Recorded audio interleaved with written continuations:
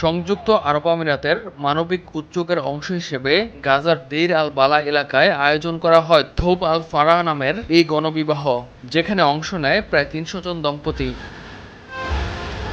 পরিবার পরিজন আর হাজারো অতিথির উপস্থিতিতে মুখরিত ছিল পুরো আয়োজন স্থল। কঠিন সময়ের মধ্যেও এই আয়োজন যেন স্বপ্ন পূরণের এক অনন্য মুহূর্ত।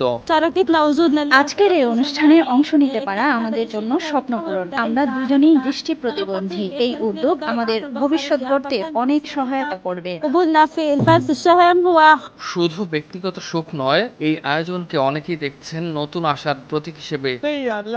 আমরা চাই এ ধরনের উদ্যোগ আরো হোক। এটি গাজার যুবকদের জন্য নতুন এক আশা নিয়ে এসেছে। আয়োজকরা জানান, প্রায় ৬,০০০ আবেদন থেকে লটারির মাধ্যমে বাছাই করা হয় অংশগ্রহণকারী দম্পতিদের। একটি স্বচ্ছ প্রক্রিয়ার মাধ্যমে আমরা আবেদন গ্রহণ করি। শেষ পর্যন্ত ৩০০ দম্পতিকে আজকের এই অনুষ্ঠানের জন্য নির্বাচিত করা হয়েছে। অপারেশন চিভেলরাস নাইট 3 উদ্যোগের আওতায় আয়োজিত এই অনুষ্ঠান গাজার বেকার ও বাস্তুচ্যুত তরুণদের নতুন জীবন শুরু করতে সহায়তা করছে।